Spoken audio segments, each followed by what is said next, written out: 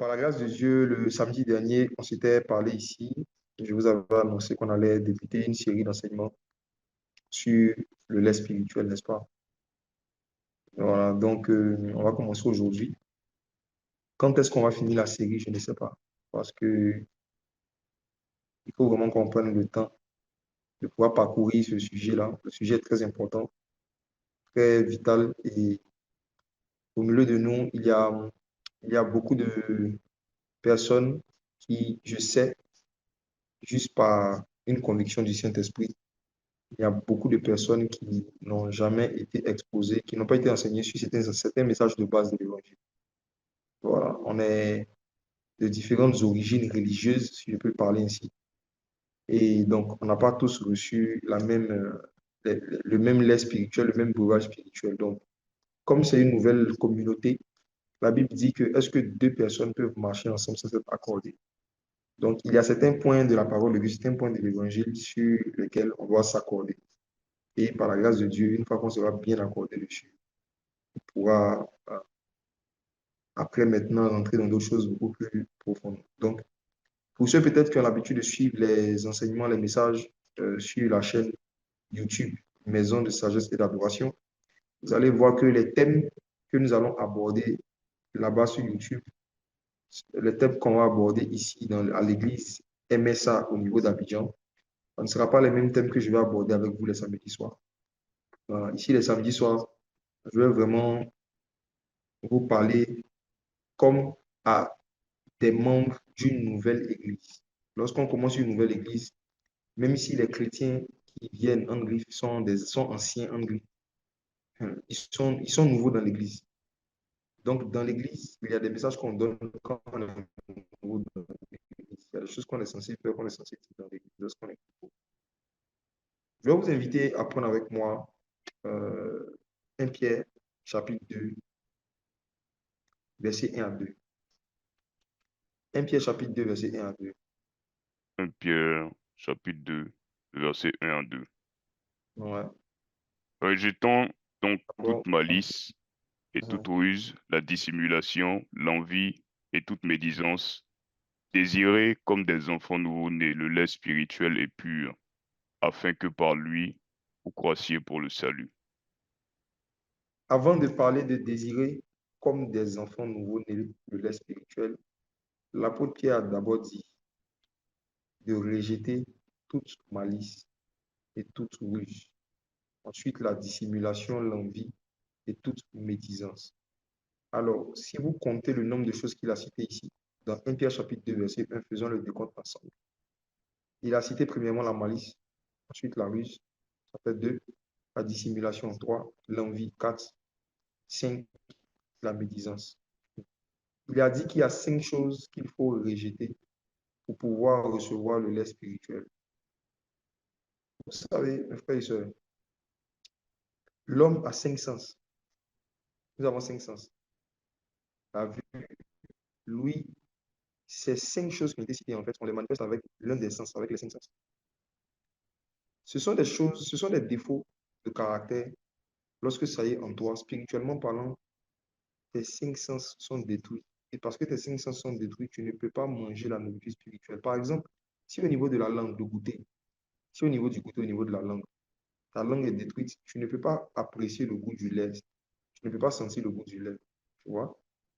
Donc, avant que je ne commence même à parler, à développer, expliquer en détail c'est quoi le lait spirituel, je veux déjà vous dire que vous devez vous examiner et vous devez chercher à vraiment rejeter, vous débarrasser de ces 5 choses qui ont été citées ici, qui détruisent les 5 sens spirituels. Mes frères et sœurs, la première chose qui a été citée, c'est la malice. La malice, la ruse. Je vais vous demander, ça sera votre exercice pour la prochaine fois, de chercher les définitions de chaque mot qui est ici. C'est quoi la malice? C'est quoi la ruse? C'est quoi la dissimulation? C'est quoi l'envie? C'est quoi la médisance? Méditez cela en cherchant dans des dictionnaires en français et aussi, si possible, dans des dictionnaires. C'est quoi ces différentes choses? Et quand vous allez voir les définitions, posez-vous la question à savoir, est-ce que ces choses ne sont pas dans mon cœur? C'est l'exercice que vous devez faire. C'est quoi la malice, selon le dictionnaire? Et quand tu vas voir la malice, est-ce que ce n'est pas des choses que je manifeste? C'est quoi la ruse? C'est quoi la dissimulation? C'est quoi l'envie? Alors, je vais rapidement brosser les quatre premiers. Vous savez, la malice, la ruse, la dissimulation, l'envie, c'est quoi? C'est le fait de venir dans la vie chrétienne avec, par exemple, le désir que Dieu nous donne un visa pour aller en Europe. Écoutez bien ce que je vais dire. Hmm. Il y a des gens qui décident de venir à l'église dans l'intention que Dieu leur ouvre les portes de l'Europe qui leur ont longtemps été fermées par leurs tentatives personnelles. Je parle vraiment de beaucoup de chrétiens africains. Donc, ils vont venir dans l'église. On va dire qui veut donner sa vie à Jésus. La personne va lever sa main. La personne va s'avancer pour donner sa vie à Jésus. On va dire qui veut devenir membre de l'église. La personne va lever sa main. La personne va devenir membre de l'église. On va dire qui veut le baptême. La personne va s'approcher. La personne va venir prendre le baptême. Mais en fait, la personne se fait passer pour quelqu'un qui veut se convertir, mais il y a de la malice et de la ruse et de la dissimulation dans son cœur, dans la mesure où la personne dissimule le fait que son objectif derrière sa consécration à Dieu, c'est que Dieu lui donne un visa. Il y a de la ruse parce que cette personne va dire, je vais changer de vie. Or, la vérité, c'est que la personne veut changer de ville, de ville. Il y a de la ruse dans la mesure où la personne ne va pas dire ses véritables intentions. La personne va dissimuler les raisons pour lesquelles elle a décidé de pouvoir se convertir, de pouvoir venir à l'église. De la dissimulation. Il y a ceux qui viennent à l'église parce qu'ils veulent changer de vie, V-I-E. Et il y a ceux qui viennent parce qu'ils veulent changer de ville, V-I-2-L-E. Et ceux qui viennent à Jésus parce qu'ils veulent que Jésus les aide à changer de ville, V-I-2-L-E, ils le dissimulent en général derrière un apparent zèle, derrière une certaine constance à l'Église, derrière un engagement dans les choses de Dieu. Mais ce à quoi ils s'attendent en échange de tout ce zèle qu'ils sont en train de manifester, c'est vraiment l'onction du voyage. L'onction du voyage. Il y a des gens qui font la même chose pour avoir l'onction du mariage. Zélés à l'église, ils décident même de se baptiser, de marcher avec Dieu, parce que ces personnes ont appris que Jésus donne des mariages. Vous voyez? Il y a des gens qui viennent et qui utilisent la malice, la ruse, la dissimulation par rapport en fait aux intentions pour lesquelles ils ont décidé de devenir chrétiens. Donc toi qui es en train de m'écouter, je vais te poser une question simple que j'aimerais que tu te poses à toi-même. Pourquoi j'ai décidé de devenir chrétien? Pourquoi je jeûne régulièrement? Pourquoi je prie régulièrement? Qu'est-ce que je veux en échange de mes jeûnes et de mes prières? En fait, quand tu jeûnes et tu pries régulièrement, tu t'attends à quoi en retour? Qu'est-ce que tu veux en retour? J'aimerais vraiment que tu te poses la question. Pourquoi tu es connecté même? Tu es venu faire quoi sur notre live? Pourquoi tu as décidé d'intégrer cette église? C'est quoi ton ambition, ton objectif derrière? Pourquoi tu as décidé de venir écouter régulièrement la parole de Dieu le samedi soir ici? C'est quoi l'objectif? C'est quoi l'objectif? J'aimerais que chacun se pose la question. C'est quoi ton objectif? Si la raison pour laquelle tu as décidé de devenir membre de cette église, si la raison pour laquelle tu as décidé de devenir chrétien, ça n'a rien à voir avec le fait de ressembler à Christ, tu es dans la malice, la ruse, la dissimulation. Si la raison pour laquelle tu as décidé de te convertir à Jésus et d'intégrer cette église, ce n'est pas parce que tu veux apprendre à ressembler à Jésus, si c'est pour une autre raison que vouloir ressembler à Jésus, je te dis que tu es dans la malice, la ruse, la dissimulation. Même le fait de vouloir devenir chrétien pour que le Seigneur te donne du travail, vouloir devenir chrétien pour que le Seigneur t'aide à avoir tes papiers à l'étranger. Vous qui êtes à l'étranger, vous êtes plein de sans-papiers. Au lieu de retourner gentiment dans vos pays ici, au lieu de revenir avec nous au village ici, vous voulez forcément rester là-bas en situation irrégulière, devenir malhonnête, devenir hypocrite, travailler au noir, faire beaucoup de choses sales et beaucoup de choses lâches. Et parfois, vous intégrez les églises dans le but que les pasteurs prient pour vous, pour qu'on ne vous attrape pas, qu'on ne vous mette pas en prison. Vous êtes dans la malice, dans la dissimulation, dans la ruse. Et vous voulez utiliser la puissance de Jésus et le nom de Jésus pour pouvoir persévérer dans votre ruse et dans votre malice vis-à-vis des étrangers dans les pays où vous êtes. C'est toutes ces intentions et ces ambitions cachées dans vos cœurs qui font que vous n'aspirez pas au lait spirituel. Parce que ne peut aspirer au lait spirituel qu'une personne qui veut ressembler à Christ. Mais quand tu as d'autres intentions que vouloir ressembler à Jésus qui te pousse à venir dans une église ou à te convertir. Tu ne vas pas désirer le lait spirituel. Tu vas désirer des prophéties. Tu vas désirer des rendez-vous avec l'homme de Dieu, pouvoir lui expliquer tous tes problèmes. Pose-toi la question, pourquoi j'ai décidé de devenir chrétien?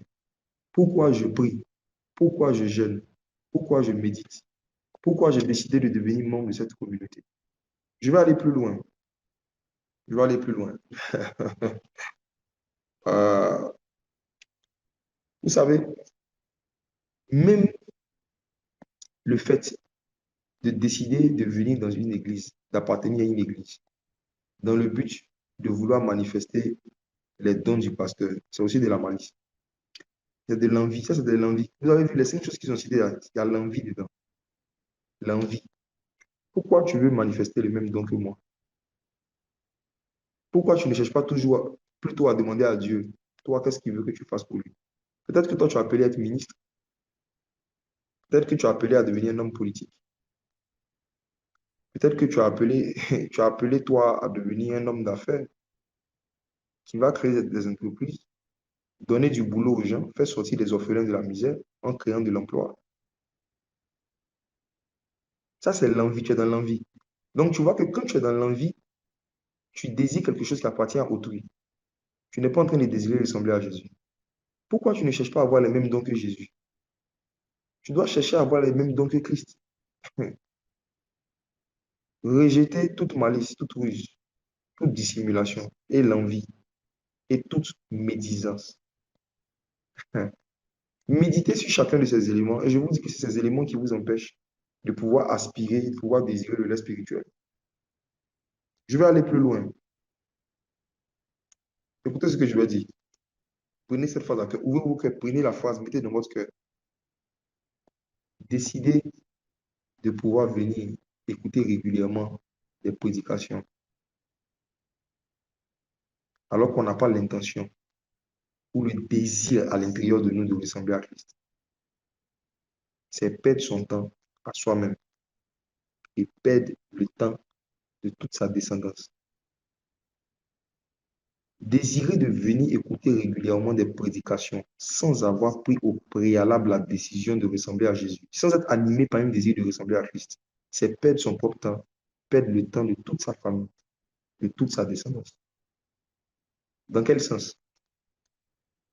Vous savez, pour ceux qui n'ont pas encore d'enfants, ou du moins pour ceux qui en ont et qui peut-être vont en avoir encore, votre descendance et vos enfants bénéficient et profitent de vos accomplissements sur la terre. Les domaines dans lesquels vous avez réussi, les domaines dans lesquels vous avez excellé, les domaines dans lesquels vous avez du succès, ce sont les domaines dans lesquels ils ne vont pas souffrir. Si par exemple aujourd'hui, tu arrives à gagner de l'argent chaque mois, un certain montant, qui te permet de payer sans stress toutes tes charges, tes enfants ne vont pas souffrir du fait d'habiter dans une maison où il n'y a pas de nourriture, du fait d'habiter dans un endroit où on est constamment menacé d'être expulsé. Il y a certaines souffrances de la vie que tu évites à ta descendance quand tu accomplis certaines choses ou quand tu réussis à acquérir certaines choses. Tu évites des souffrances à tes enfants, tu évites des souffrances à ta descendance en réussissant dans certains domaines. Voyez? Par exemple, tous ceux et celles qui seront mes fils et qui sont mes fils et mes filles dans la foi et qui vont mettre en pratique ce que j'enseigne, ils ne vont pas souffrir pour prophétiser. Tous ceux que j'ai formés, que j'ai engendrés dans le ministère, ne souffrent pas pour donner des paroles de connaissance. C'est facile. Ils ont d'autres problèmes, mais ils ne souffrent pas pour pouvoir donner des paroles de connaissance. Ils ne souffrent pas pour pouvoir recevoir des sens qui viennent de Dieu, non. Ils ne souffrent pas pour pouvoir comprendre les Écritures et les expliquer. Ils ne souffrent pas. Pourquoi? Parce que ils n'ont pas un salaire. Les fils n'ont pas de salaire, ils ont un héritage. Un héritage, on ne travaille pas pour l'avoir. Un héritage, on ne souffre pas pour l'avoir. Les fils bénéficient et profitent simplement des acquisitions, des réalisations de leurs parents, de leur père. OK? Maintenant, toi, si tu n'as pas l'intention ni le désir de ressembler à Jésus, et que tu viens prendre 2 heures de temps chaque samedi soir, te connecter pour écouter des prédications, tu es en train de perdre ton temps et le temps de toute ta descendance dans la mesure où tu aurais pu prendre ce temps pour aller faire des business ou pour aller apprendre des choses qui allaient servir à tes enfants. Tu aurais pu prendre ce temps-là. Le temps que tu prends pour aller à l'église chaque dimanche, le temps que tu prends à regarder des vidéos de prédication, si tu prenais ce temps pour te former, pour t'instruire dans certains domaines, tu allais pouvoir prendre, acquérir des choses, apprendre des choses que tu allais mettre au service de ta descendance. Tu allais pouvoir avancer même sur tes projets. Tu allais pouvoir réaliser beaucoup de choses. Je vous dis que c'est une perte de temps de venir régulièrement à l'église, d'aller dans une église ou de venir prendre 2 heures, faire un culte, écouter des messages, quand on n'a pas l'intention et l'ambition de ressembler à Christ. C'est une perte de temps. Mieux vaut prendre ce temps-là pour travailler, pour s'instruire, pour faire des choses qui vont servir à notre descendance. C'est dans ce sens-là que je dis cela. Donc, j'aimerais vraiment que vous examinez vos cœurs et vous examinez les motivations, les raisons, les intentions pour lesquelles vous avez décidé de devenir membre de cette communauté. Il faut que vous regardiez vraiment vos intentions. Il y a des gens qui viennent beaucoup à l'église, viennent vers nous avec de la malice et de la ruse. Je donne encore un exemple simple. Parfois même, dans nos églises, dans nos programmes en présentiel, nous lançons l'appel au salut. On dit qui veut donner sa vie à Jésus. Vous savez ce qu'on vit souvent? Des personnes s'avancent. Des personnes s'avancent qui viennent vers nous.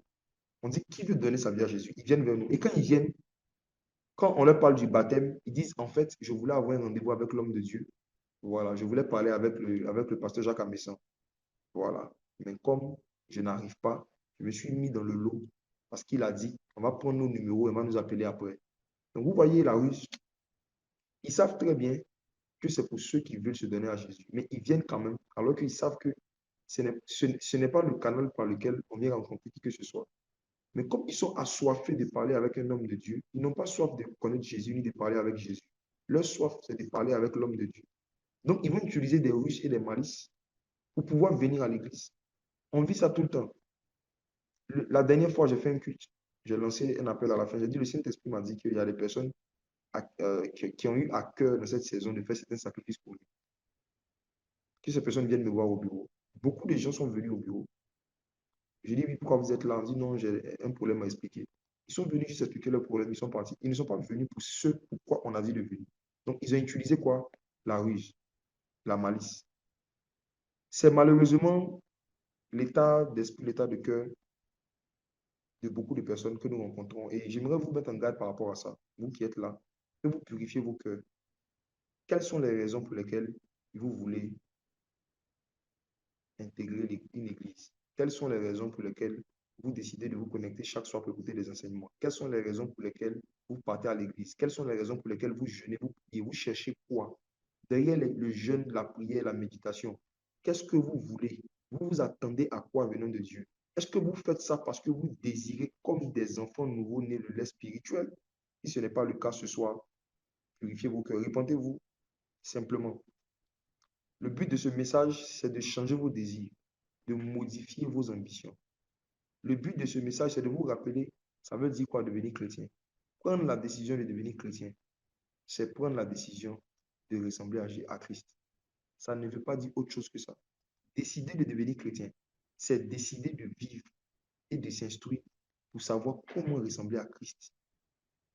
Si vous avez des problèmes sociaux, financiers, si vous avez des problèmes, peu importe les problèmes que vous avez, Dieu peut régler vos problèmes. Il n'y a pas de problème.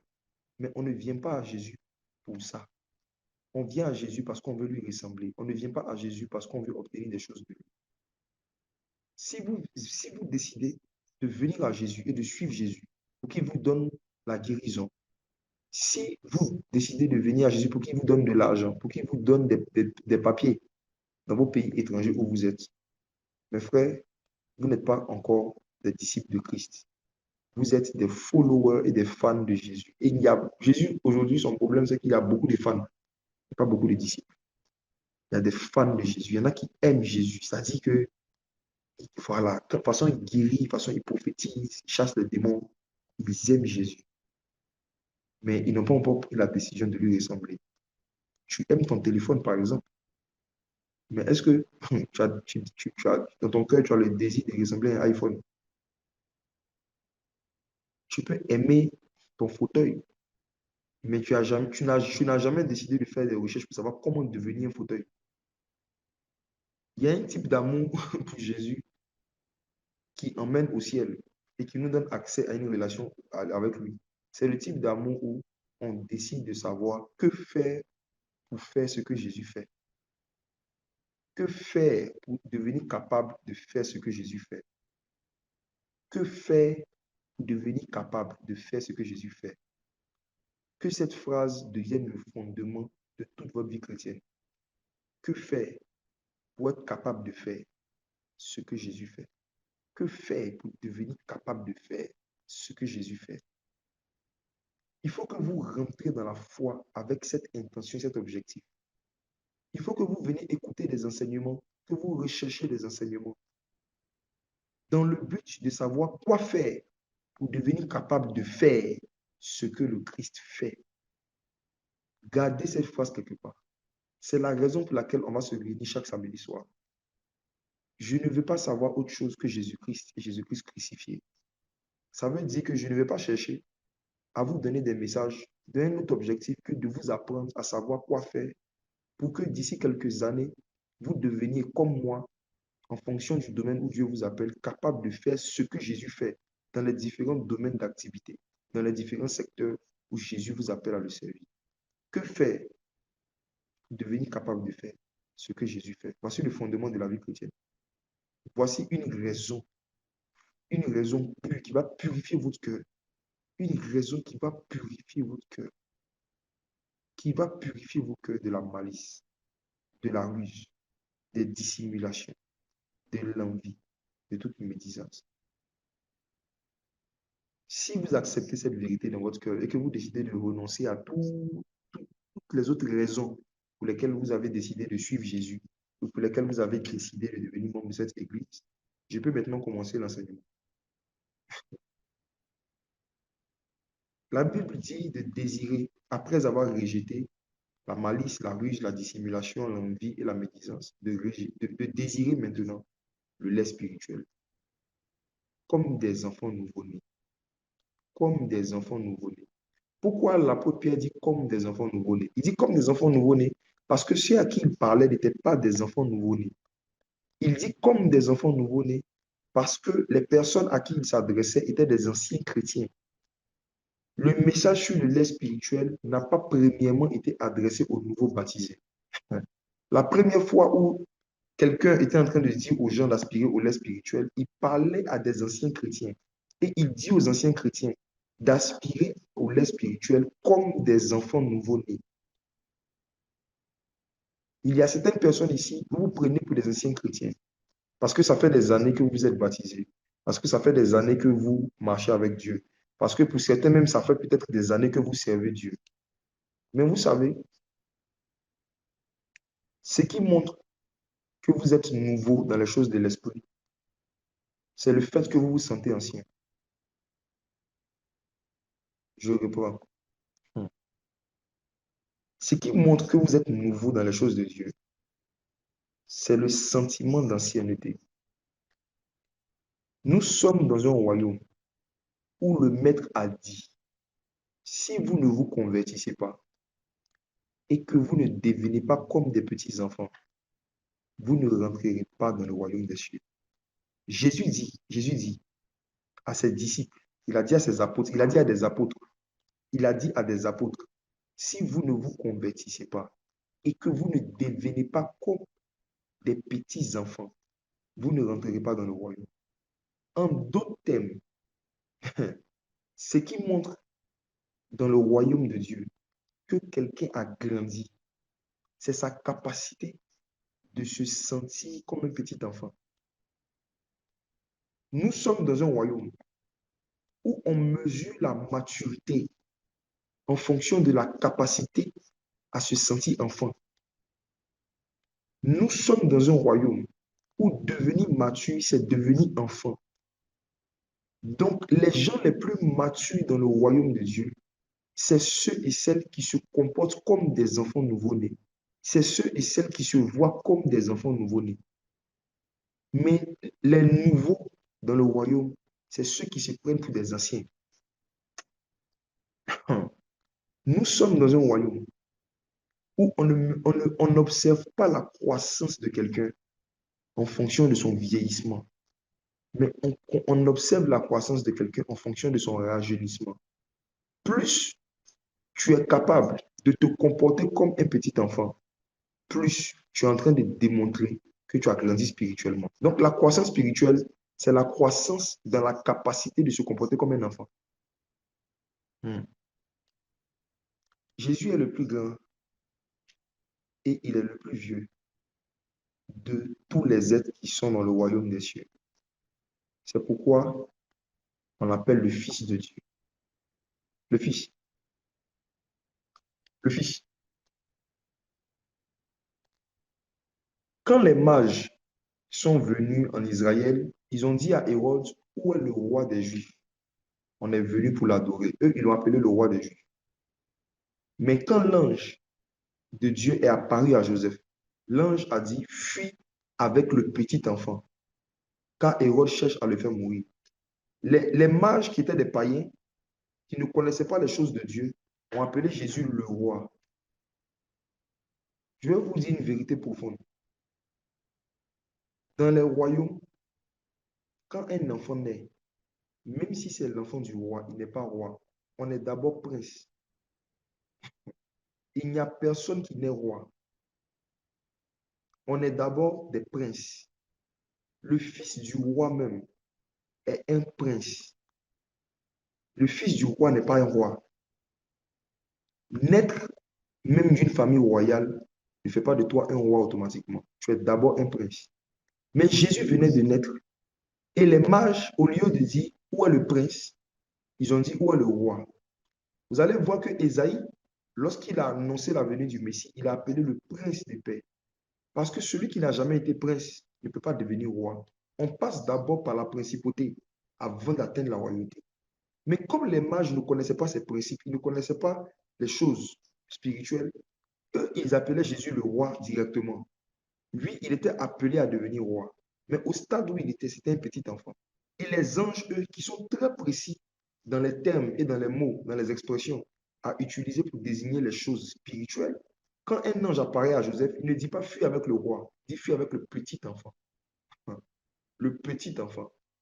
La vérité, c'est que Jésus, lui, il était appelé à être roi.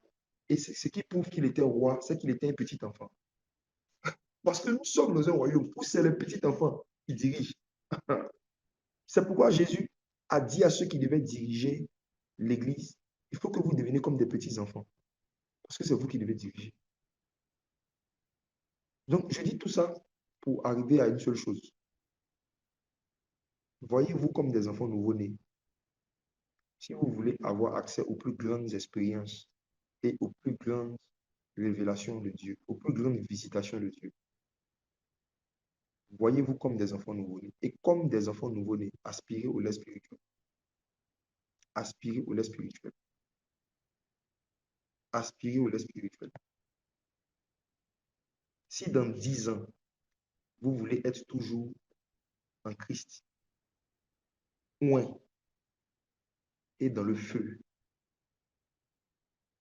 vous devez faire tout pour ne jamais grandir.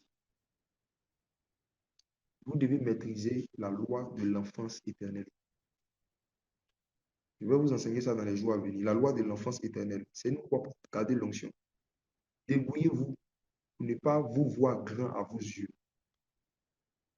Débrouillez-vous pour ne pas vous sentir tellement ancien que vous fermez vos cœurs à certains thèmes de prédication. Débrouillez-vous pour ne pas vous sentir tellement ancien que quand, par exemple, vous voyez aspirer au lait spirituel, dans votre cœur, vous vous dites, oh, ça c'est les sujets basiques, c'est pour les nouveaux baptisés. Toi, tu es un ancien baptisé. Tu es un ancien baptisé. Depuis ton baptême, tu as baptisé combien de personnes? Depuis que toi, tu as été baptisé, toi, tu as baptisé combien de personnes? Tu as amené combien de païens à la conversion que tu as baptisé?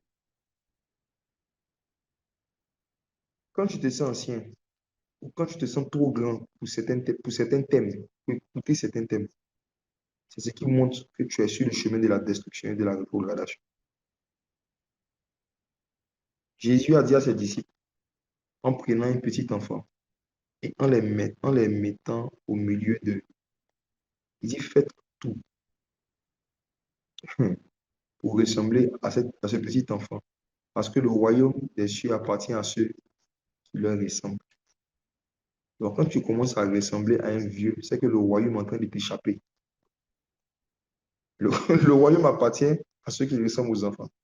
Donc, quand tu te regardes dans le miroir, puis tu commences à ressembler à un ancien, c'est que toi et puis le royaume, vous êtes en train de vous divorcer.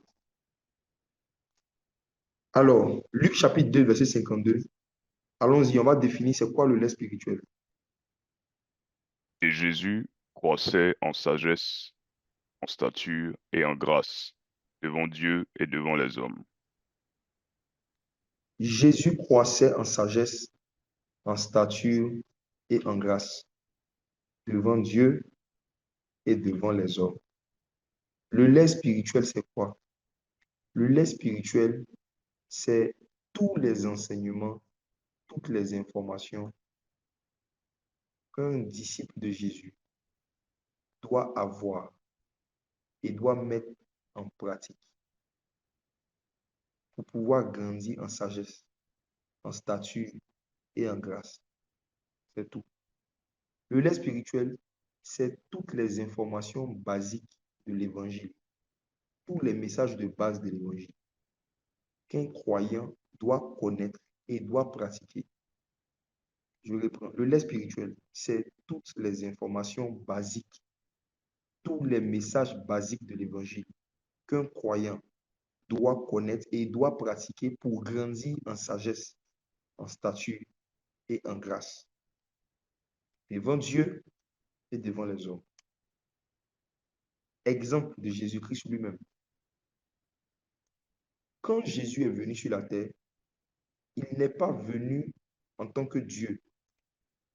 Il a laissé sa divinité au ciel. La Bible dit, dans le livre de Philippiens chapitre 2, que lui qui existait en forme de Dieu, il n'a pas regardé son égalité avec Dieu comme quelque chose qu'il devait conserver. Jésus n'a pas voulu conserver à tout prix son égalité avec Dieu. Ok? Bien au contraire, qu'est-ce qu'il a fait, Jésus? Il s'est dépouillé de sa divinité et il est venu comme un simple homme, nous dit l'Écriture. Il est venu comme un simple homme. Et quand Jésus est venu comme un simple homme, l'une des choses merveilleuses qu'il a fait, c'est que il s'est dépouillé de la connaissance qu'il avait quand il était dans le ciel et il a commencé à tout réapprendre. Jésus s'est dépouillé de la connaissance qu'il avait dans le ciel et il a commencé à tout réapprendre. C'est comme si volontairement, il s'était fait volontairement un lavage de cerveau. Il a effacé volontairement de sa mémoire et de son esprit tout ce qu'il savait et il a décidé de se mettre dans le processus d'apprentissage et de croissance normale auquel tous les hommes sont soumis. La preuve, la preuve, c'est dans le livre d'Ésaïe, chapitre 7, verset 14 à 15. On va prendre Ésaïe 7, verset 14 à 15. Ésaïe 7, à partir du verset 14. C'est pourquoi le Seigneur lui-même vous donnera un signe. Mhm. Voici la jeune fille deviendra enceinte, elle enfantera un fils, et elle lui donnera le nom d'Emmanuel.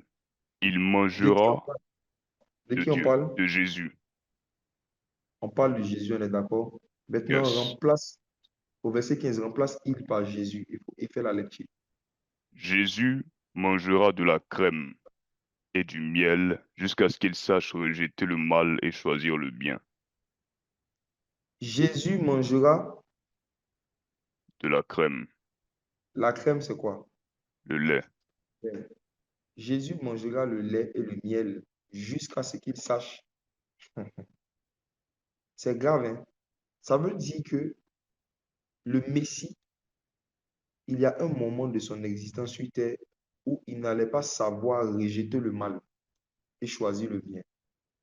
Faire la différence entre le mal et le bien est une expérience que Jésus, est une capacité que le Messie Emmanuel a acquis en mangeant le lait et en buvant le miel. Ésaïe est en train de dire que le Messie qui allait venir allait vraiment venir sur la terre comme un ignorant, en fait, comme quelqu'un qui ne connaît rien, comme le premier Adam, parce qu'il est le dernier Adam. Il devait être dans le même état dans lequel le premier Adam était. Et quand le premier Adam était, il y a un arbre qu'il ne devait pas manger, l'arbre de la connaissance du bien et du mal. Suivez bien ce que je vais dire. Dieu crée Adam et le met dans un jardin.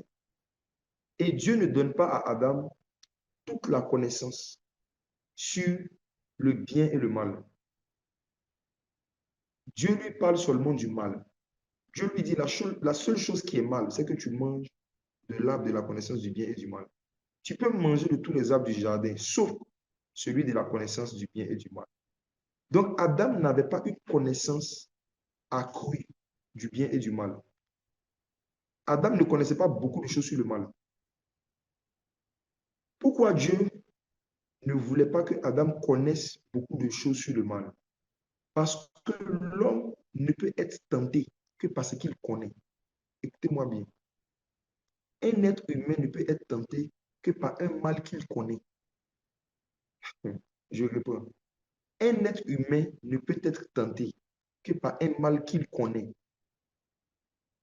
Je dis encore une troisième fois, un être humain ne peut être tenté que par un mal qu'il connaît. Exemple, exemple, exemple. Ceux parmi vous qui n'ont jamais fumé de la drogue, ceux parmi vous qui n'ont jamais fumé de la drogue, vous ne pouvez jamais vous sentir tenté par le fait de fumer la drogue après votre conversion. Après ta conversion, tu ne peux jamais avoir envie de fumer de la drogue. Pourquoi? Tu n'es pas tenté par la drogue parce que tu n'en connais pas le goût. C'est un mal que tu ne connais pas. Et comme tu ne connais pas ce mal, tu ne peux pas être tenté par ce mal. Un homme ne peut être tenté que par un mal qu'il connaît. Plusieurs parmi vous, même quand vous étiez païen, vous n'avez jamais été tenté d'avoir une aventure sexuelle avec quelqu'un du même sexe parce que vous ne connaissez pas l'homosexualité. Parce que vous n'avez jamais connu l'homosexualité, vous ne pouvez pas vous sentir attiré, être tenté par le fait de commettre l'homosexualité après votre conversion. Donc, même après la conversion à Jésus, tu ne seras tenté que par le mal que tu as connu quand tu étais païen. Je peux encore aller d'exemple en exemple, mais vous avez compris le principe, je pense. Les choses qui nous tentent aujourd'hui, les mots qui nous attirent, sont les mots que nous avons goûtés. Donc, quand Dieu ne veut même pas que tu sois tenté par quelque chose, il te dit de ne jamais goûter. Dieu ne voulait pas que Adam soit tenté par le mal. Donc, Dieu a dit à Adam de ne jamais goûter l'arbre de la connaissance du mal. Voici, quand le Messie aussi est venu sur la terre, il y a un niveau de connaissance du mal qu'il n'avait pas, parce que déjà, il était Dieu dans le ciel, il ne connaît pas le mal. Quand il est venu sur la terre, il avait un corps humain qui n'avait pas été formé à partir des rapports sexuels entre Joseph et Marie. Donc, il n'y avait pas le sang de Joseph ni le sang de Marie qui coulait dans ses veines. Donc, Jésus n'avait pas de vieil homme. En fait, Jésus est le seul homme qui n'avait pas un vieil homme. Il n'avait pas le vieil homme en lui. Il n'avait pas de vieil homme en lui. Jésus n'avait pas de vieil homme. Donc, il fallait qu'il puisse manger le lait et le miel, ça veut dire s'instruire, s'informer, pour connaître la différence entre le mal et le bien. Parce qu'il ne connaissait pas le mal. Donc, c'est par les enseignements que Jésus a su c'est quoi l'impudicité.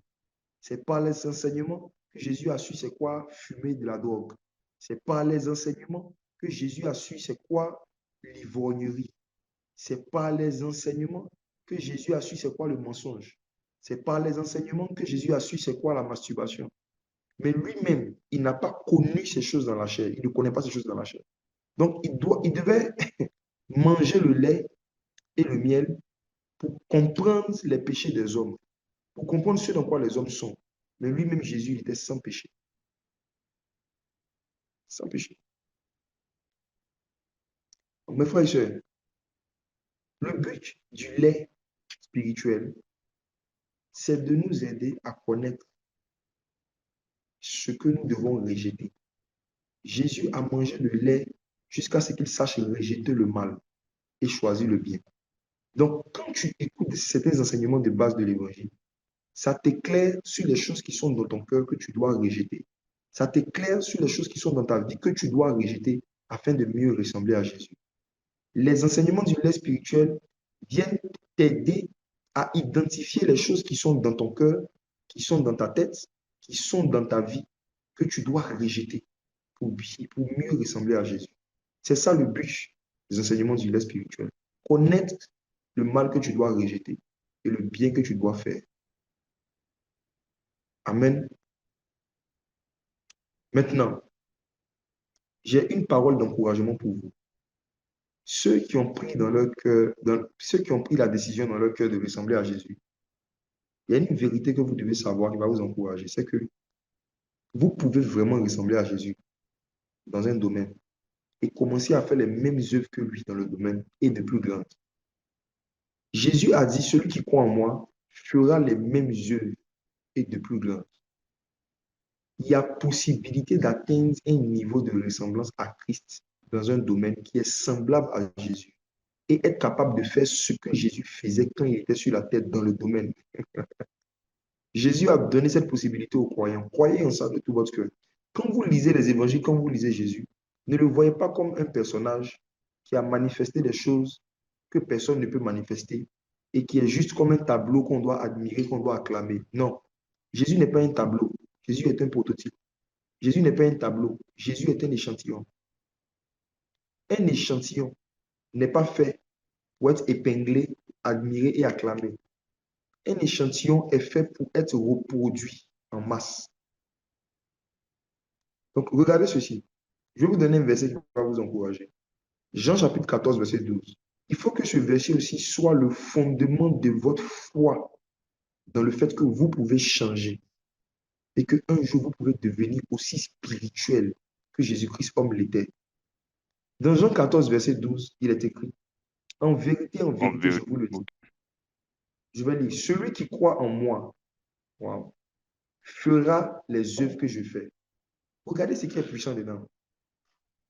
La promesse que Jésus fait à ses disciples, c'est que la condition à remplir pour être capable de faire les œuvres qu'il fait, ce n'est pas de devenir parfait. Il n'a pas dit celui qui est parfait fera les œuvres que je fais. Il dit celui qui croit en moi. Jésus n'a pas dit celui qui est irréprochable fera les œuvres que je fais. Jésus n'a pas dit celui qui est sans défaut, celui qui atteint un niveau où il devient immaculé conception fera les œuvres que je fais.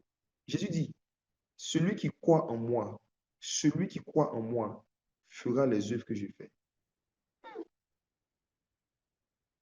Ça veut dire que ta capacité de ressembler à Jésus et de reproduire ce que Jésus faisait n'est pas rattaché à ton niveau de sainteté. C'est rattaché à ton niveau de foi. Ah, Seigneur, on se sanctifie pour aller au ciel. Mais ce n'est pas la sanctification qui nous fait ressembler à Jésus sur la terre. Le but de la sanctification, c'est d'être sauvé, c'est de conserver le salut qu'on a reçu gratuitement. On se sanctifie pour conserver le salut. Mais c'est par la foi, on croit en Jésus pour pouvoir faire les mêmes œuvres que lui sur la terre avant d'aller au ciel. La sanctification, c'est se séparer de tout ce qui est souillé et est contraire à la parole de Dieu. La foi, c'est le fait de reproduire tout ce que Jésus faisait. La sanctification, c'est rejeter le mal. La foi, c'est faire le bien. La sanctification, c'est de rejeter le mal. La foi, c'est la capacité de faire les œuvres que Jésus faisait. La foi sans les œuvres est morte. On aura le temps d'en parler. Donc, comprenez ceci. Quand la Bible nous dit, dans Luc 2,52 que nous avons déjà lu, que Jésus grandissait en sagesse, en stature et en grâce, cela veut dire que la grâce qu'il manifestait, les miracles qu'il manifestait, n'étaient pas le fruit de sa divinité. Ce n'est pas parce que Jésus était Dieu qui manifestait la grâce, c'est parce qu'il avait grandi. Je reprends ma phrase. La grâce que Jésus manifestait dans les évangiles, La grâce que Jésus manifestait dans les évangiles n'était pas le fruit de sa divinité, c'était le fruit de sa croissance. La grâce que Jésus manifestait, les miracles, le surnaturel qu'il manifestait dans les évangiles, ce n'était pas le fruit de sa divinité, c'était le fruit de son humanité qui avait grandi. Donc, toute personne qui suit le même processus de croissance que Jésus peut faire les mêmes œuvres, peut manifester la même grâce. Et Jésus dit de plus grandes. Je ne vais pas vous parler de plus grandes déjà, parce que si vous ne croyez pas même aux mêmes œuvres, si je commence à vous parler de plus grandes, je vais vous scandaliser. Je vais vous scandaliser. Je pense que comme on est dans les débuts de nos enseignements, je ne vais pas rentrer dans les plus grandes œuvres que Jésus. Mais sinon, la finalité de la vie chrétienne même, la finalité, ce n'est pas de faire exactement ce que Jésus a fait, c'est de faire plus. Faire ce que Jésus a fait, c'est la moyenne. L'excellence, quand on dit tu excelles, ça veut dire que tu vas au-delà de ce que Jésus-Christ homme a fait dans un domaine sur la terre. Mais donc, commençons avec la moyenne d'abord, les mêmes œuvres. Jésus manifestait la grâce qu'il manifestait parce qu'il avait grandi, pas parce qu'il était Dieu. Donc, chasser les démons, prophétiser, guérir les malades, ce n'était pas les manifestations de la divinité avec laquelle il était venu du ciel sur la terre. C'était les manifestations de son humanité qui avait mangé le lait spirituel et le miel. Il avait mangé le lait et le miel, mangé le lait et le miel, mangé le lait et le miel, mangé le lait et le miel. Et il a commencé à grandir en sagesse. Maintenant, comment est-ce que Jésus a eu le lait et le miel? Et comment est-ce que toi aussi tu peux avoir le lait et le miel afin de grandir en sagesse, en statut et en grâce? On retourne dans Luc chapitre 2, verset 50. Nous sommes encore là-bas. Jésus croissait en sagesse, en statut et en grâce. Maintenant, regardez la dernière partie de la phrase. Devant Dieu et devant les hommes. Devant Dieu et devant les hommes. On ne grandit pas en sagesse seul à la maison devant Dieu. Il n'y a personne, même pas Jésus, qui a grandi en sagesse, en statut et en grâce, qui a grandi spirituellement grâce à son intimité avec Dieu. Vous tous qui êtes seulement devant Dieu, mais qui n'êtes pas devant les hommes, vous ne grandissez pas, vous grossissez. Je reprends. On peut grossir sans grandir. On peut prendre de la graisse sans prendre de la taille. Vous tous qui êtes seulement devant Dieu, vous tous qui dites, j'ai mon intimité avec Dieu, je prie à la maison, je n'ai pas besoin d'un pasteur, je n'ai pas besoin des hommes, j'ai ma Bible. Vous savez ce qui vous arrive? Quand tu es seulement devant Dieu, tu ne grandis pas, tu grossis. Tu prends de la graisse. Et quand quelqu'un prend beaucoup de graisse, il devient lourd. Il devient lourd, il s'alourdit. La raison pour laquelle, quand tu n'es pas devant les hommes, quand tu n'es pas membre d'une église, quand tu n'es pas membre d'une communauté, tu n'arrives pas à conserver une vie de prière, c'est parce que tout ce que tu reçois devant Dieu, sans recevoir autre chose devant les hommes, est une graisse dans le monde des esprits. Ça t'engraisse. Et quand tu atteins un certain niveau de graisse, tu deviens lourd. Et quand tu atteins un certain niveau de lourdeur, tu ne peux plus prier. Tu peux plus prier. Vous êtes, je dis, n'écoutez pas les prédicateurs humoristes qui vous encouragent à ne pas avoir d'église et à vous dire que vous n'avez pas besoin des pasteurs. Les pasteurs sont mauvais, les églises sont mauvaises. Vous devez juste rester seul devant Dieu. Dieu va vous faire grandir. Ceux qui ont fait l'expérience, faites le bilan de vos vies. Faites le bilan de votre vie. Depuis que vous ne partez plus à l'église, depuis que vous n'êtes pas membre d'une église, vous avez gagné combien d'âmes à Christ? Vous faites quoi dans le royaume des cieux? Votre rôle là, c'est quoi? Quand on dit que vous êtes membre du corps de Christ, vous faites quoi dans le corps? Vous êtes quel membre du corps? Vous êtes quelle partie du corps? Je vous parlerai dans la suite des temps des différents types de membres dans le corps de Christ. Il y a des membres qui sont des pieds, qui sont comme des pieds, comme des orteils. S'ils s'absentent, le corps ne fonctionne pas bien. Mais il y a des membres qui sont comme des barbes, les membres barbes, les chrétiens barbes. Qu'ils soient présents, qu'ils soient absents, ça n'entache en rien le fonctionnement du corps.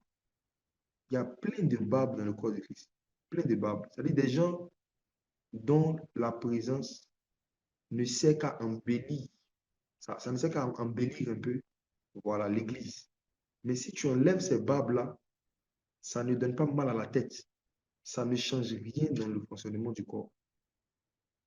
On peut te couper et puis la vie va continuer.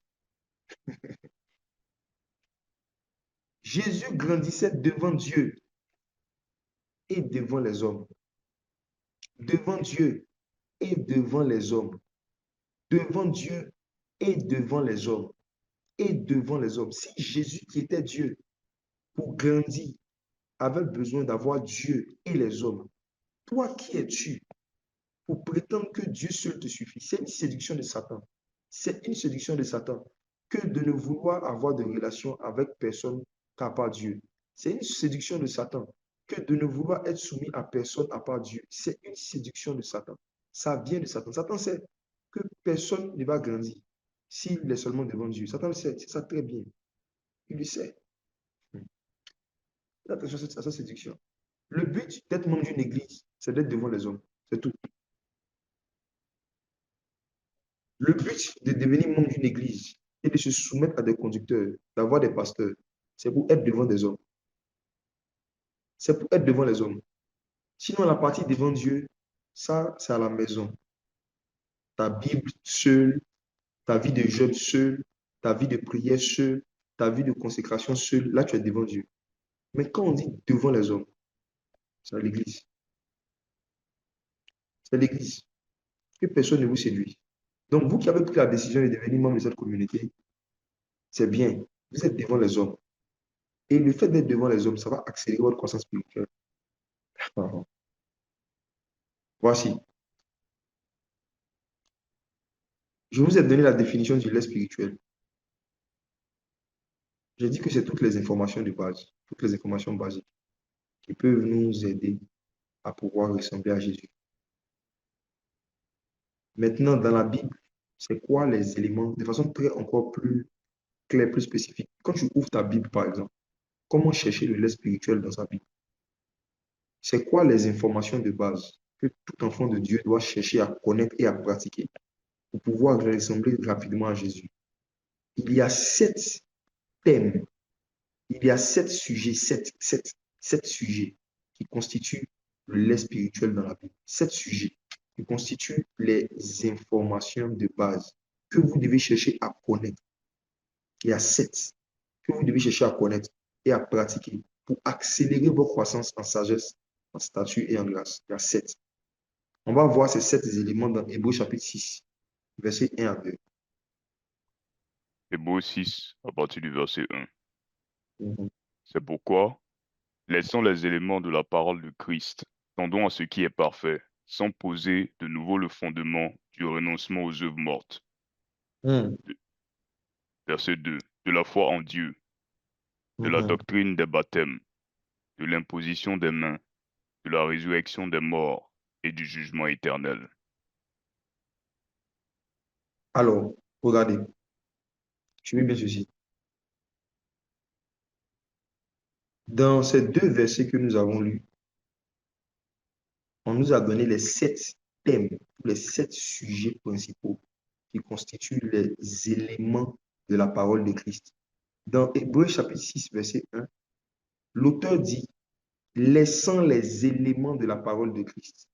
Les éléments de la parole, ça veut dire les choses élémentaires, les choses fondamentales, donc le lait, tendant à ce qui est parfait.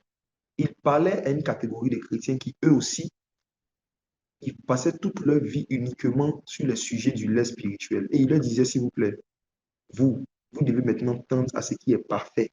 Vous devez tendre à des sujets plus profonds. Parce qu'il avait déjà beaucoup enseigné sur les dons et sur le lait spirituel. Donc, il parle et il cite les éléments du lait. Il dit, laissant les éléments de la parole de Christ, tendant à ce qui est parfait, sans poser de nouveau. Et puis, il parle maintenant des choses fondamentales de l'évangile. Le fondement du renoncement aux œuvres mortes, ça fait un. Donc, le renoncement aux œuvres mortes, c'est le premier fondement de l'évangile. C'est le premier fondement de la parole de Christ. C'est le premier fondement de la vie chrétienne. C'est le premier fondement, c'est-à-dire c'est le premier sujet, le premier thème sur lequel vous devez beaucoup méditer et que vous devez surtout pratiquer. Le renoncement aux œuvres mortes. Donc, ça sera le premier thème et le premier sujet que je vais aborder le samedi prochain. Le renoncement aux œuvres mortes, c'est quoi? Comment le pratiquer? Ça sera le thème du samedi prochain. Aujourd'hui, je vais vous parler de l'effet de ces 7 messages sur votre esprit. Ça veut dire que quand on va vous enseigner ces 7 messages, l'effet que ça va avoir sur votre esprit, sur votre homme intérieur, c'est ce que je vais vous expliquer. Je vais vous donner soif du lait. Je veux vous donner des raisons d'aspirer, de désirer le lait spirituel. Je vais vous donner des raisons de désirer connaître les 7 choses qui ont été citées ici. Il a cité le renoncement aux œuvres mortes 1. 2, il a cité la foi en Dieu. Ensuite, la doctrine des baptêmes. Donc, dans la doctrine des baptêmes, on a 2 messages, le baptême d'eau et le baptême du Saint-Esprit. Voyez? Donc, ça fait 4. L'imposition des mains, 5. La résurrection des morts, 6.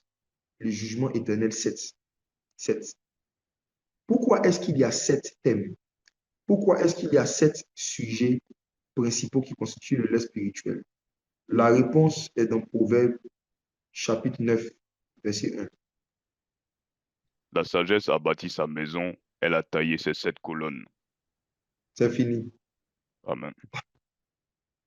La sagesse de Dieu est toujours basée sur 7 sujets. Quand Dieu veut bâtir la sagesse en toi, il te met toujours dans 7 domaines.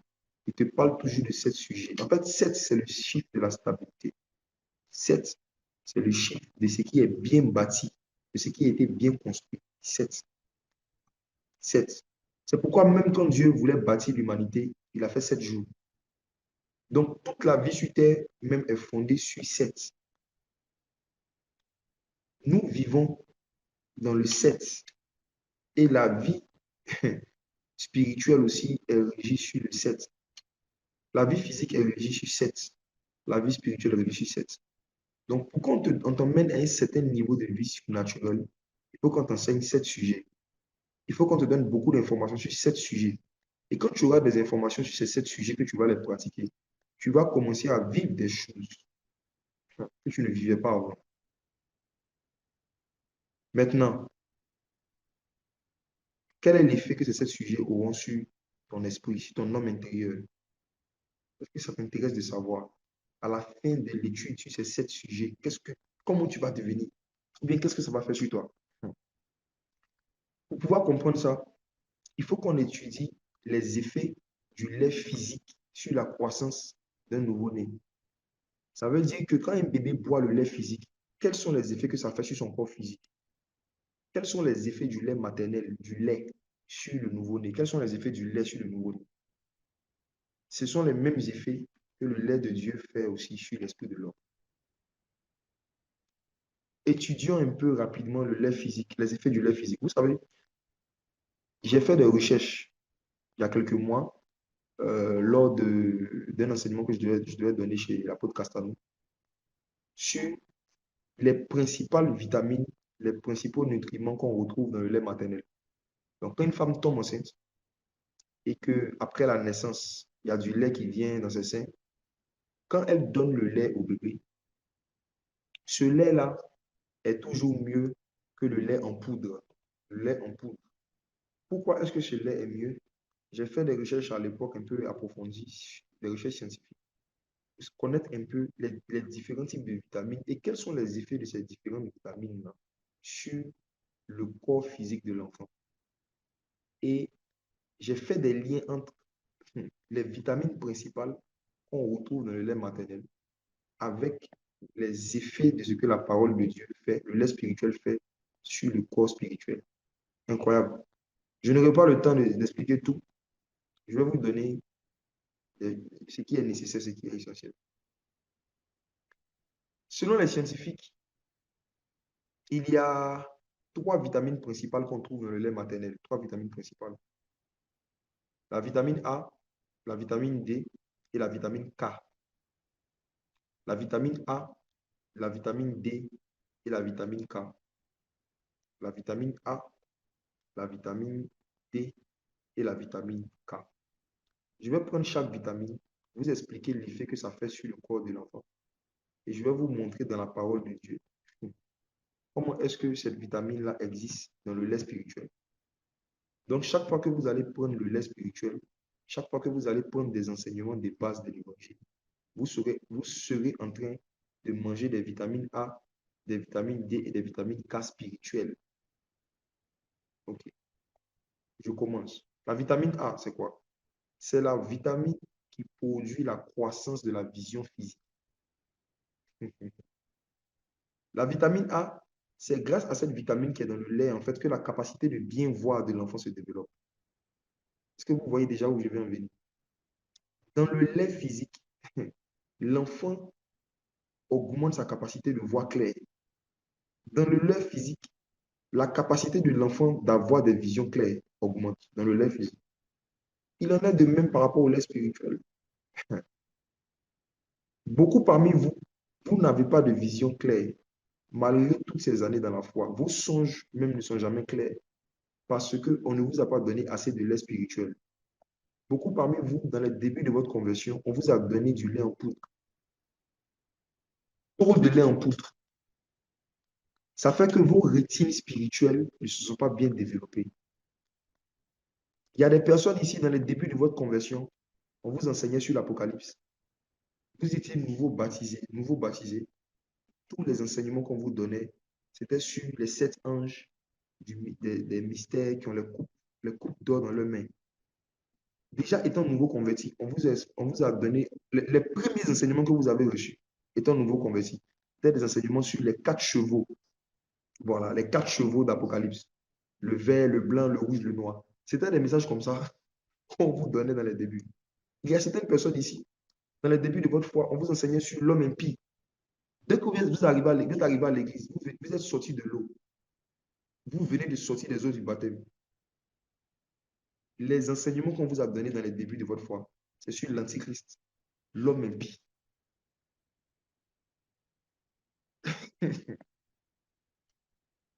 J'ai pitié de tous les nouveaux convertis qui ont pour pasteur ou prédicateur des prédicateurs qui leur enseignent sur l'Apocalypse, la fin du monde, la fin des temps, l'homme impie, que certains même apparemment ont retrouvé où il habite. J'ai peur pour ces chrétiens parce que c'est du lait en poudre. C'est du lait en poudre mélangé en fait à du couscous et du foutou qu'on est en train de donner à des nouveaux convertis. Il y a des gens qui ont mangé le foutou et le foufou spirituel dès les débuts de leur conversion. Il y a des personnes qui se sont converties dans des églises où les premiers messages de base, c'était l'eschatologie. L'eschatologie. Donc, vous n'avez pas mangé assez de lait spirituel. On ne vous a pas enseigné sur le renoncement aux œuvres mortes. Vous ne connaissez presque rien de la résurrection des morts. Mais vous savez beaucoup de choses des 4 chevaux d'Apocalypse. Le problème avec ça, c'est qu'aujourd'hui, vous manquez de vitamine A. Vous avez grossi, mais vous avez des problèmes de vue. Vous connaissez beaucoup de choses de la Bible, mais vos visions ne sont pas claires. Parce que c'est la vitamine A qui est responsable des visions claires. C'est la vitamine A. C'est la vitamine A qui est responsable des visions claires. Mes frères et sœurs, quand vous allez commencer à beaucoup recevoir le lait spirituel, vous allez voir que vos songes vont devenir de plus en plus clairs. Quand vous allez commencer, quand on va vous donner le lait spirituel, quand on va commencer à vous enseigner le lait ici, vous allez voir que vos expériences avec le Saint-Esprit vont devenir de plus en plus claires. Pourquoi? Parce qu'il y a de la vitamine A dans le lait spirituel. Deuxième vitamine, la vitamine D. La vitamine D, c'est la vitamine qui engendre la croissance et la solidité des os, les os. C'est grâce à cette vitamine-là qui est dans le lait de la mère que les os de l'enfant se solidifient. La durée de vie, l'espérance de vie d'un être humain, d'un enfant, dépend de la solidité de ses os. Et qu'est-ce que représentent les os dans le monde spirituel? Tu as des os spirituellement, tu as des os physiquement, tu as aussi des os spirituellement. Que représentent les os? On va lire quelques passages. 2 Rois chapitre 13, verset 20 à 21. Dans le lait spirituel, il y a la puissance pour solidifier tes os spirituels. Peut-être parmi vous, c'est parce que vos os spirituels sont faibles que vous n'arrivez pas à prier longtemps. C'est parce que vos os spirituels sont faibles que vous n'arrivez pas à méditer la Bible pendant longtemps. Vous n'arrivez pas à faire des longues méditations parce que vous manquez de vitamine D. Et vous manquez de vitamine D parce que vous n'avez pas bu assez de lait spirituel. Vous n'arrivez pas à durer dans la parole, à durer dans la prière parce que vos os sont faibles. Vous êtes faibles. 2 Rois chapitre 13, verset 20 à 21. 2 Rois chapitre 13 à partir du verset 20. Hmm. Élisée mourut et on l'enterra. L'année suivante, des troupes de Moabites pénétrèrent dans le pays. Et comme on enterrait un homme, aussi on aperçut une de ces troupes et l'on jeta l'homme dans le sépulcre d'Élisée. Hmm. L'homme alla toucher les os d'Élisée et il y reprit vie et se leva sur ses pieds. Amen. Voici. C'est l'une des histoires les plus étranges de la Bible. Élisée meurt, il est enterré. Et vous savez, quand on enterre un cadavre, pour que ses os soient exposés, il faut que son corps pourrisse. C'est quand le corps est pourri, que le corps est rongé par les bêtes, qu'on voit les os du cadavre. La Bible nous dit ici que les os du prophète Élisée étaient visibles. En d'autres termes, son corps avait pourri complètement. Mais ses os étaient là. Et ce qui s'est passé, c'est qu'il y avait un autre cadavre qui n'était pas pourri. Un autre cadavre non pourri qui passait par là. Et lui, ce qui lui est arrivé, c'est que ce cadavre a eu la grâce d'être jeté sur les eaux d'Élisée. Et la Bible dit que lui, il est ressuscité pendant que Élisée est resté mort. En fait, Élisée est resté mort et c'est le mort qui ressuscitait les morts. Il y a une partie d'Élisée qui n'est jamais morte. Il y a une partie d'Élisée qui pouvait toujours communiquer la puissance, qui pouvait toujours communiquer la vie. C'était les eaux, les eaux, les eaux. Donc les eaux, c'est la partie immortelle de l'homme. Les eaux, c'est la partie de l'homme qui ne meurt jamais. Les eaux, c'est la partie de l'homme qui conserve la vie à vie, qui conserve la puissance et l'onction à vie. Les eaux. À l'intérieur de toi qui est en train de m'écouter, chaque fois que Dieu te donne une onction, chaque fois que Dieu te donne une puissance, cette puissance va se loger dans tes os. Donc, plus tes os sont faibles, moins Dieu peut y déposer de la puissance. En fait, la quantité de puissance que tu peux recevoir et conserver de Dieu dépend de la taille de tes os et de la solidité de tes os. La quantité de puissance que Dieu va te donner dépend de la solidité de tes os.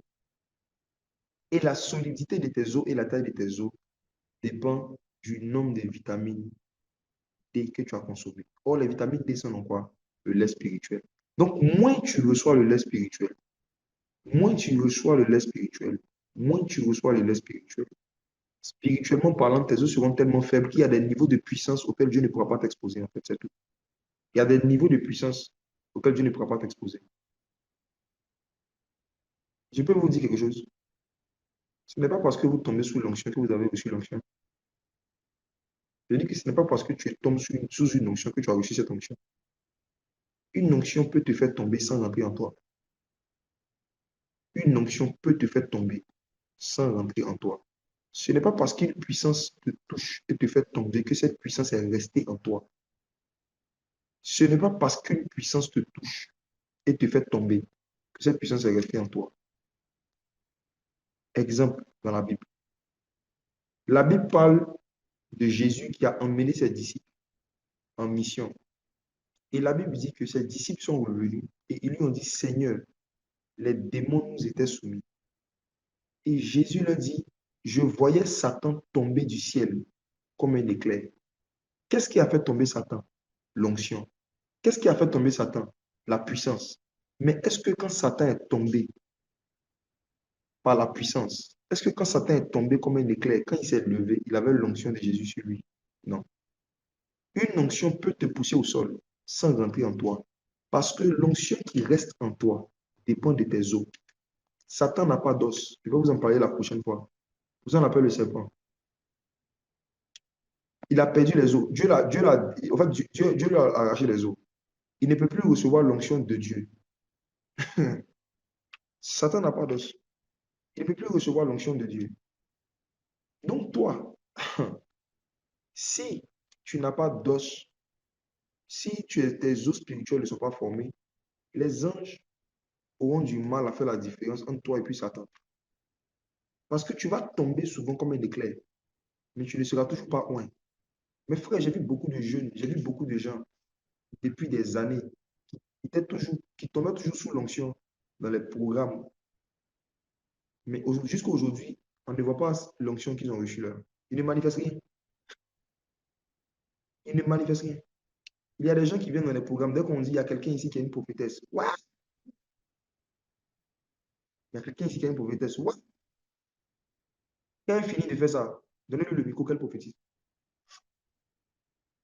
Je connais des gens, chaque fois qu'on dit il y a quelqu'un qui a une prophétesse, elle crie, ah, elle tombe. Mais elle ne prophétise pas jusqu'à aujourd'hui. Elle tombe comme un éclair. Mais la puissance qui l'a fait tomber ne rentre pas en elle parce qu'elle n'a pas bu assez de lait spirituel.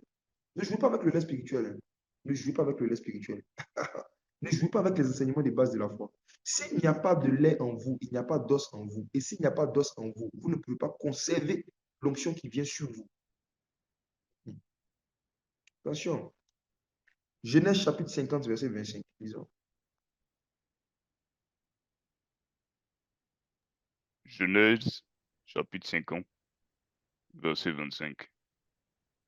Joseph fit jurer les fils d'Israël en disant, Dieu vous visitera et vous ferez remonter mes eaux loin d'ici. Écoutez, l'une des instructions les plus bizarres qu'on retrouve dans l'Ancien Testament, c'est le fait qu'un homme de Dieu prophétise. Il dit à ces gens qu'il va arriver un moment où Dieu va vous délivrer de la captivité. Il va arriver un moment où Dieu va vous enlever de ce pays. Mais quand Dieu va vous enlever, ce que je vous demande de faire, mes gens, c'est de prendre mes eaux pour quitter Israël. De prendre mes eaux pour partir. Prenez mes eaux pour quitter Israël. Quand Dieu vous visitera et vous fera remonter loin d'ici, vous ferez remonter mes eaux loin d'ici. Partez avec mes eaux. En d'autres termes, allez au cimetière. Déterrez mon cadavre. Prenez mes os, mettez ça dans un sachet bleu. Promenez-vous avec.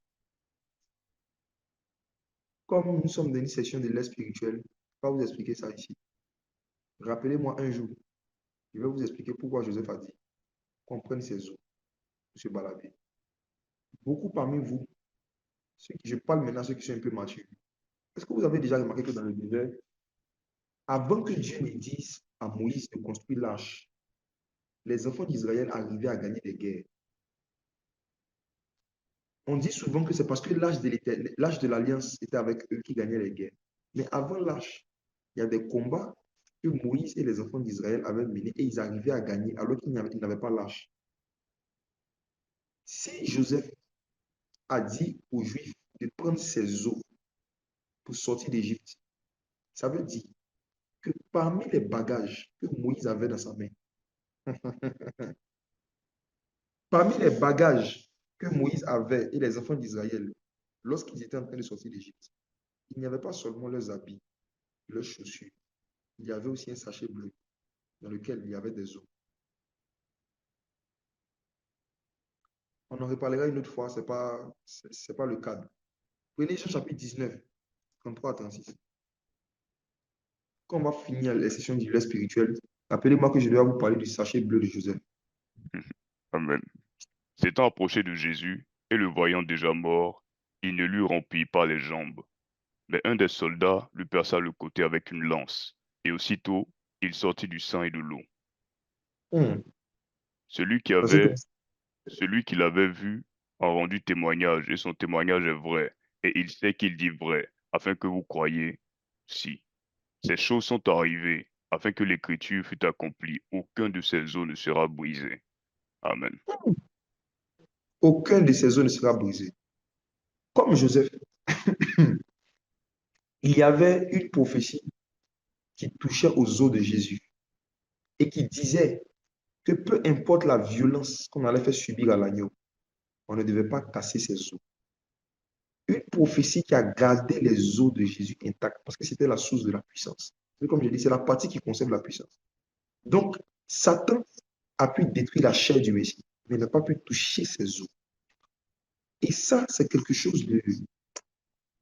C'est surnaturel. Parce que quand vous étudiez la violence des coups que Jésus a reçus, c'est impossible, en fait, qu'on puisse frapper quelqu'un avec une telle violence sans casser au moins quelque chose. Un peu d'os quand même, un petit vertèbre quelque part. Mais malgré la violence des coups que Jésus a subi, malgré qu'on a enfoncé des coups dans ses mains et dans ses pieds, ça c'est très surnaturel. On ne peut pas prendre des coups qui avaient la taille des coups qu'il y avait à l'époque, aujourd'hui, mettre ça dans les mains de quelqu'un sans casser un os au niveau des doigts ou du bras, c'est pas possible. On ne peut pas prendre des coups, mettre ça dans les pieds de quelqu'un sans qu'il y ait un os au niveau du pied qui soit touché. Mais il y a quelque chose de surnaturel qui a gardé intact les os du Messie. Le jour où on parlera de ce sujet, je vous expliquerai pourquoi est-ce que dans certains pays africains jusqu'à aujourd'hui, il y a des traditions où les gens conservent les os des défunts. Et ils font un culte particulier autour des os des défunts. C'est profondément démoniaque. Dans leur cas, oui, c'est démoniaque, mais il y a des choses démoniaques qui sont basées sur certaines réalités spirituelles détournées. Ça veut dire que les démons ont donné certaines révélations, ils ont donné certaines connaissances à des gens et ils ont utilisé ces connaissances-là pour faire du mysticisme. OK? Voilà. Sinon, si nous étions au temps de Moïse, beaucoup parmi nous, on aurait pris Moïse pour un Bamileke. Parce que Moïse avait des os de Joseph. Beaucoup parmi nous, on allait prendre Moïse pour un Camerounais. Donc, rappelez-moi, c'était une petite parenthèse. La prochaine fois qu'on parle, quand on va arriver sur le sujet des... Quand on va sortir du lait spirituel, on va commencer à manger un peu le miel. Vous me rappelez que je dois vous parler du sachet bleu de Joseph. C'était une parenthèse. Donc, très simple. Les vitamines D vont fortifier vos os. Les vitamines D vont augmenter vos capacités de recevoir la puissance et de garder l'onction. Beaucoup de gens ont reçu l'onction mais n'ont pas gardé l'onction. Parce qu'il y a des enseignements de base de la foi qui n'avaient pas, qui ne connaissaient pas, qui ne pratiquaient pas. Beaucoup de gens ont reçu des dons spirituels qui n'ont pas conservé pendant des années. Moi, ce qui me passionne dans les histoires de l'onction, c'est le fait d'aller de gloire en gloire en regardant les vidéos de quelqu'un, en regardant le ministère de quelqu'un. Tu vois qu'au fur et à mesure que les années avancent, tu as l'impression que les manifestations de son don s'amplifient. Tu as l'impression que les manifestations, les choses surnaturelles qu'il fait s'amplifient. Ça, c'est la vie spirituelle normale. La croissance spirituelle normale, c'est de gloire en gloire. Dieu, celui qui le suit, ne peut pas aller de gloire en échec ou bien de gloire en arrière. Jamais. Jamais. Il n'y a pas quelqu'un qui est conduit par l'Esprit de Dieu et qui va de gloire en déchéance, de gloire en arrière. Non. Le mouvement normal de Dieu, c'est de gloire en gloire. Donc, les niveaux de manifestation de la gloire, les niveaux de manifestation de l'onction sont censés être de plus en plus grands dans un ministère, sont censés être de plus en plus grands dans une église, sont censés être de plus en plus fortes, de plus en plus puissantes, mais pourvu que les personnes soient conduites par le Saint-Esprit. Donc, l'une des façons dont on reconnaît que les gens ne se laissent plus conduire par le Saint-Esprit, c'est le manque d'évolution dans les manifestations. Quand on n'est plus conduit par le Saint-Esprit, quand on est conduit par le Saint-Esprit, on est censé passer de gloire en gloire. Mais tout ça, ça vient de quoi? Le lait spirituel. Dernière vitamine, la vitamine K. Wow. L'une des choses que vous allez recevoir quand vous allez vraiment goûter le lait spirituel, manger le lait spirituel, c'est la vitamine K. Quand on va vous donner des enseignements basiques de la vie chrétienne, quand on va revenir sur certains messages fondamentaux de l'évangile, ça va augmenter votre vitamine K. La vitamine K, c'est quoi? C'est la vitamine qui favorise la coagulation et la cicatrisation de la peau en cas de blessure. Vous voyez, quand un enfant se blesse, vous allez remarquer que les enfants cicatrisent beaucoup plus que les grandes personnes. La peau des enfants cicatrise beaucoup plus. La peau des enfants cicatrise beaucoup plus que la peau des grandes personnes. Pourquoi? Parce que les enfants boivent plus de lait que les grandes personnes. Dans le lait maternel, il y a une vitamine qui accélère la cicatrisation des blessures. Et ça représente en fait la capacité de pardonner vite. Ouais. Les messages du lait spirituel vont augmenter ta capacité de pardonner vite. Vont augmenter ta capacité de pardonner vite. Et puis, ça va augmenter aussi, les messages du lait spirituel vont augmenter ta capacité à guérir vite des blessures intérieures que les gens vont t'infliger. Les blessures intérieures, les trahisons, les déceptions, les humiliations, malheureusement, ça fait partie de l'expérience de la vie humaine. Peu importe ce que tu fais, quelqu'un va te blesser quelque part. Peu importe ce que tu fais, quelqu'un va te trahir quelque part. Peu importe ce que tu fais, il y a quelqu'un qui va forcément te haïr ou t'humilier. Maintenant, quand tu vis des humiliations, des attaques ou des blessures, si tu n'as pas assez de vitamine K, tu vas prendre 1 an avant d'en guérir, 6 mois avant de pardonner. Et c'est comme ça que beaucoup de gens meurent spirituellement. Il y a des coups que j'ai encaissés dans ma vie. Il y a des choses que les gens m'ont fait. Si je n'avais pas bu beaucoup de lait spirituel, et si je n'avais pas l'habitude de boire le lait spirituel, j'allais avoir besoin de 2 mois, 3 mois avant de me relever. Il y a des coups qu'on te fait.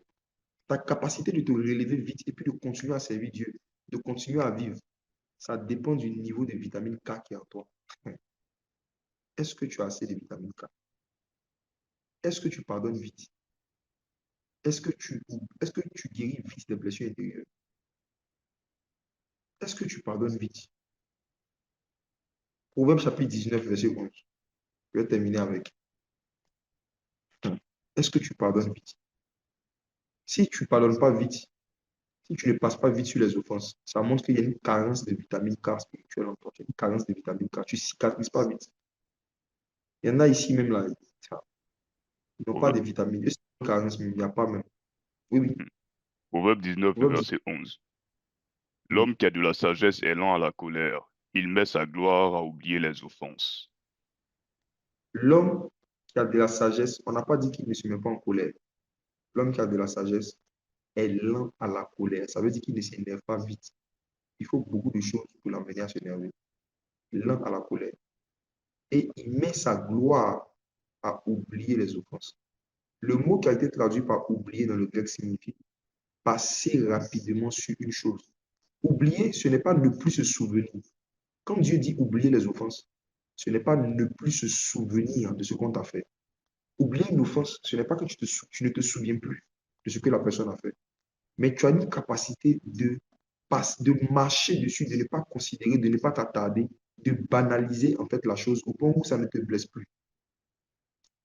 Oublier les offenses, c'est banaliser des choses graves, c'est rire de ce qui te faisait pleurer, c'est rire de certaines choses qui sont censées te faire pleurer, c'est t'amuser avec certaines choses qui étaient censées te détruire. Par exemple, un jour j'étais petit, il y a un chien qui s'appelait Douglas qui m'a poursuivi et qui m'a mordu au niveau des fesses. C'est de là que ma haine pour les chiens est née. Je n'aime pas les chiens, j'aime les êtres humains. Le Seigneur dit d'aimer son prochain. J'aime mon prochain, pas les chiens. Douglas m'a poursuivi. Douglas m'a mordu. Et ce qui s'est passé, c'est que quand Douglas m'a attaqué, qui m'a mordu,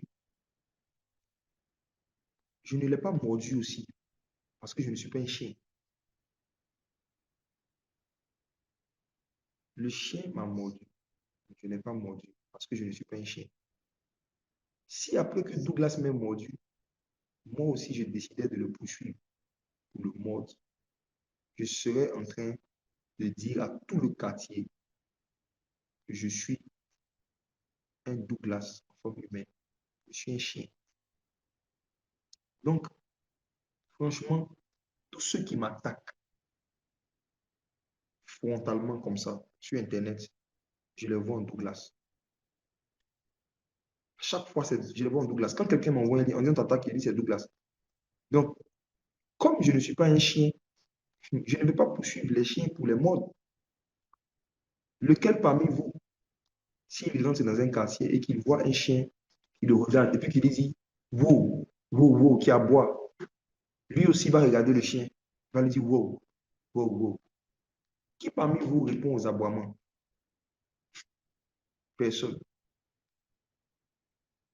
Le fait de prendre le temps même pour pouvoir répondre à certaines personnes, tu es en train de dire que vous avez la même nature. Douglas, ne faut jamais le poursuivre pour le monde. Parce qu'on n'est pas de la même nature, de la même espèce.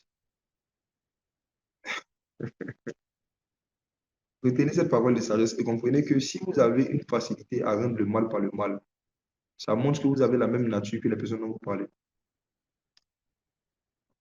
Si vous rendez toujours le mal par le mal, c'est que vous avez la même nature dans les personnes que vous parlez. Si vous rendez le mal par le mal, quelle est la différence entre vous et Douglas? C'est le manque de vitamine K, le manque de lait spirituel, tant que les chrétiens ne savent pas passer sur les offenses. C'est le manque vraiment de vitamines spirituelles, de lait spirituel qui rend difficile votre capacité à guérir des blessures intérieures et passer sur les offenses. Sur ce, j'en ai fini. Nous allons prier. Nous allons prier pour désirer le lait spirituel, afin que nos os spirituels soient formés. Nous allons prier pour désirer le lait spirituel afin que nos capacités de cicatriser des blessures se développent. Nous allons prier pour le lait spirituel afin que la vitamine A augmente, améliore nos visions. Nous allons prier. Nous allons dire, Seigneur, en cette saison, nous aspirons au lait spirituel comme des enfants nouveau-nés. Je marche avec le Saint-Esprit depuis bien longtemps que plusieurs d'entre vous. Mais je vous dis que moi-même, j'ai médité sur le lait spirituel. C'est mon sujet de méditation depuis quelques mois. Je suis en train de méditer sur les thématiques de base, le renoncement aux œuvres mortes. Quand j'ai médité sur le renoncement aux œuvres mortes il y a 2 semaines récemment, ce que j'ai vu encore dedans, je me suis rendu compte qu'il n'était pas encore mort. J'étais dans le coma. Moi-même, je n'étais pas bien mort. J'étais dans le coma d'abord. J'étais dans le coma. Et j'ai commencé à me regarder. J'ai dit, si moi, avec la grâce que j'ai, que je manifeste là, je suis dans cet état, je m'imagine ceux qui n'ont pas la même grâce. Ils sont dans quoi, en fait? Ils sont dans quoi? Le renoncement aux œuvres mortes. On va en parler samedi prochain, mais tu vas prier. Tu vas dire, Père, purifie mon cœur. Je renonce à toute malice. Je renonce à la ruse. Je renonce à l'envie. Je renonce à tout désir qui n'a rien à voir avec le désir de ressembler à Jésus. Je veux connaître Christ. Je veux ressembler à Christ. Je veux faire les mêmes œuvres que Jésus. Je veux savoir quoi faire pour être capable de faire ce que Jésus fait. Prie simplement. Père éternel, je te dis merci pour ta grâce, merci pour ta fidélité. Je te recommande cette soirée, la suite de cette soirée. Je prie que tu continues à travailler dans les cœurs avec cette parole. Tu as dit dans ta parole, ma parole n'est-elle pas comme un feu, comme un marteau qui brise le roc. Je prie que ces vérités viennent comme un feu pour détruire des ambitions, des intentions qui n'étaient pas bonnes dans le cœur de plusieurs. Je prie que ce message vienne comme un marteau pour casser dans le cœur, dans les mentalités de plusieurs, des raisonnements qui s'opposent à la connaissance de Christ, à la ressemblance à Christ. Nous aspirons comme des enfants nouveau-nés au lait spirituel en cette saison, afin que par lui, nous puissions croître, nous puissions grandir pour le salut. Je te dis merci pour ta fidélité. Merci pour ta grâce. Au nom de Jésus. Amen.